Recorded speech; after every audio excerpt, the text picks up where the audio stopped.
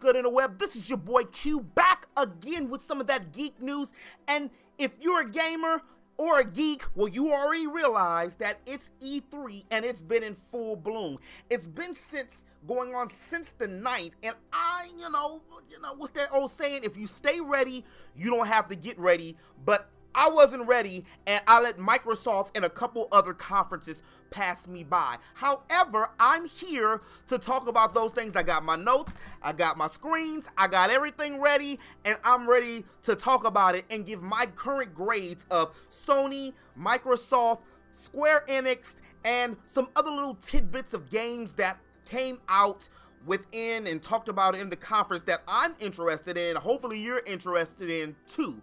And this is in no particular order, so forgive me for being sporadic and all over the place and excited. I was in love with the idea and the concept of Scalebound, which I do still wish that they would have talked about Scalebound in some facet, but Crackdown looks amazing. However, we are getting the game pushed back, and I just wish that Terry Crews could have came out on Crackdown 2 beforehand, and I probably would have picked that up. But nevertheless, Crackdown has always been one of my favorite first-party Xbox games just because of the sheer superhero essence of it. Being able to have the ability to jump and gain strength and, you know, a damn near incredible Hulk buildings and enemies was one of the concepts that drew me into it. And this game, Crackdown 3, even though again it's coming out in 2019, is going to be an even bigger game. It's also fixed a little bit of the frame rate, which was a little bit ugly, and I'm not the biggest frame rate type person, but it was a little choppy the last few times we've seen it. But this one looks really good. Now, what's really stole the attention for me was one of the games that I like more for the concept rather than the actual game, and that's Halo Infinite. Halo, since what is, you know, Bungie left and it's been with 343 Studios, has been to me. I haven't played a Halo game since way back in the day and have been looking forward to actually playing some form of a Halo game just because I want to play a Halo game. I have the theory that Halo ruined video games, and I know that's blasphemy for me to say that, and people are going to be, oh, why do you? That's going to be for a story for another day. But I'm very excited to see Halo is a system seller and why they aren't putting more effort into Halo. Maybe even go back to some of the grassroots with Halo, which I'm hoping that they do with Infinite. And it seems like they learned their lesson a little bit, but also taking some of the grassroots and actually mixing it in a pot with some new stuff. Even if you gotta add a battle royale to keep competitive, do what you gotta do to make your baby, your boo, that game. You see what Sony's doing with The Last of Us and God of War, and you see what Nintendo has done with Mario Odyssey and Breath of the Wild with Zelda. Microsoft is pushing their titles with some of their first parties, so I'm really expecting and having high hopes for Halo Infinite. And with some of these games that's on this particular list, these might actually make me want to go out and purchase me an Xbox One this year. Another game that I'm not the biggest fan of because I'm not the biggest shooter fan is Gears of War 5. However, I do realize the significance of Gears of War, and I do appreciate the fact that so far that I've just talked about on this list, we've got Gears 5, we've got Halo Infinite, and we've got Crackdown, even though that's coming out next year. Those are 3 exclusive games that Microsoft has decided that they're going to port out within the next 18 months or so. Also, what was on the list was some Cuphead, which you get the DLC. I have to admit, I have not got a chance to play Cuphead. There's so many other games out. But with the DLC and what's her name? Chalice, the female protagonist that they have on the game now, which is going to be DLC. This was a huge E3, just to point this out. A lot of people have been saying it, not just me. This is not my revelation. But this has been the female protagonist E3. Everybody in their grandmama said, you know what? it's so many representations of men out there. Let's try having a story from a female's perspective. And you know what, to be real, I love the concept and the idea of doing that. But Cuphead is one of those games which I've watched people play, and I have a lot of friends who have played it. It's one of those classic games, and the art style is what really caught my eye because it reminds me of when I was in animation class way back in the day of the old Steamboat Willie. And for you kids that's watching this and don't know what Steamboat Willie is, that was like the second adaptation of Mickey Mouse and Minnie and with Pete and stuff way back in the, oh my God, 30s and 40s. So it has that feel, and from what I seen, the difficulty was ridiculous. One of the games that is a must-have for me if I do decide to pick up a Xbox One this year is that Cyberpunk 2077. I love steampunk, I love space, I love future, and I just love any type of game that basically paints me or puts me in a world of modern future or near modern future where we're using these cybernetics and technology or chips and other things within the game. The game looks open world, and it looks like the graphics fare well with the actual gameplay elements of it, and the fighting mechanics and the action sequences look really good. My only gripe with a lot of these games and things that not just Microsoft did, but in these presentations, is the fact that they show so much CG that we don't really get a chance to see a lot of the actual gameplay. But this game looks really, really good, and like I said, I will pick this game up if I decide to do a little Christmas splurging for myself. And then the last game I want to talk about that actually came out through the Microsoft press conference, which was a little weird. I guess they wanted to announce that they had it, which is going to tie me into the Square Enix portion of the next topic, is Kingdom Hearts 3.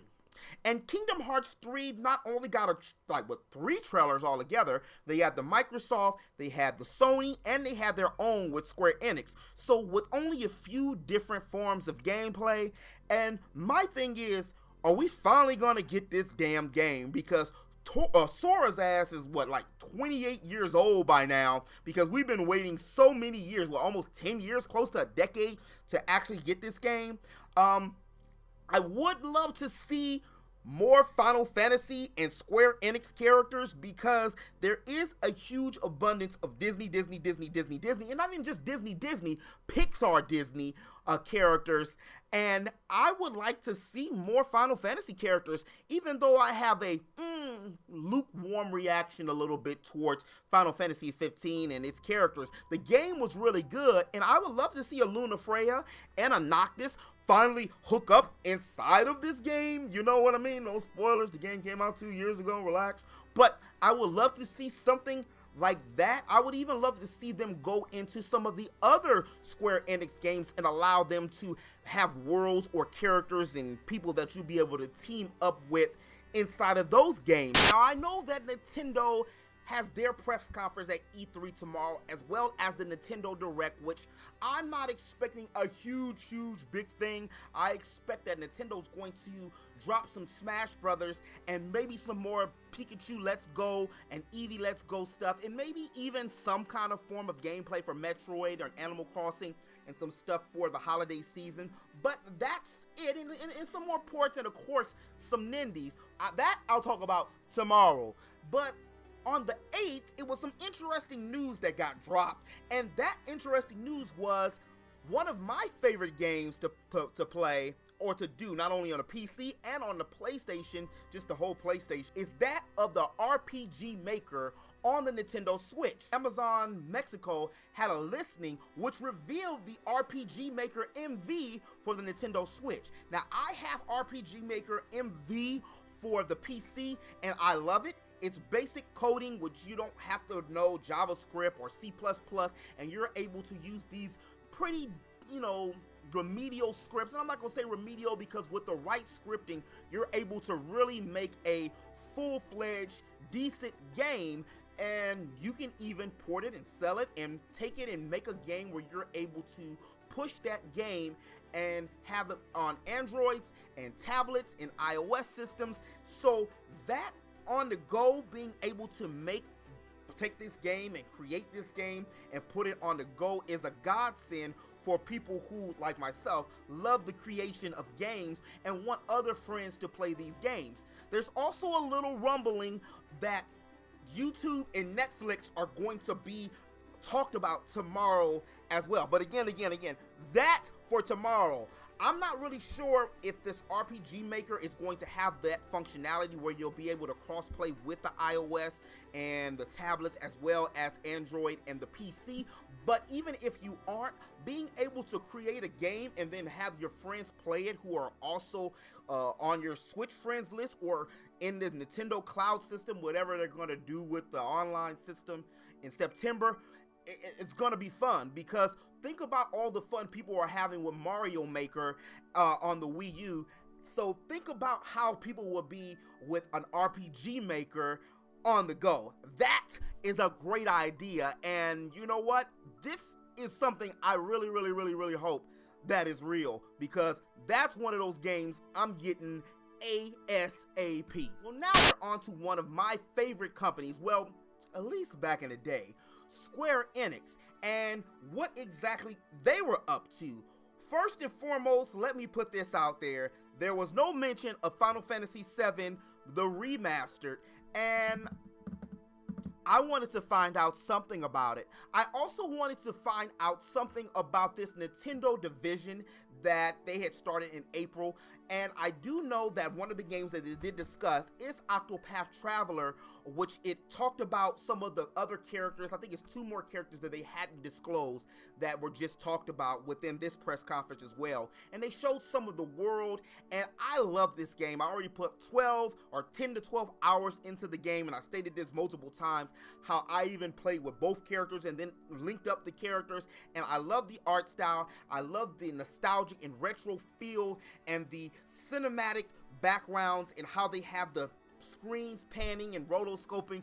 That is amazing to me, and this is one of those games that I feel that because of the story plot and because of the elements with each character having their own particular thing that they can do within the game and abilities and skills, gives extra dynamics to the game. It was also just talked about that the game is also going to be able to have all of the characters in your party in one playthrough. So basically, you're able to get all of the characters in one turn. Never played a Dragon Quest game or Dragon Warrior game, mainly because of the fact that back in the day, they used to have that whole Earthbound battle scene. And if you're not familiar with Earthbound, basically you weren't able to see your characters. You just were able to see the enemies right in the front, and then you just have like a little movement or attack with your weapons.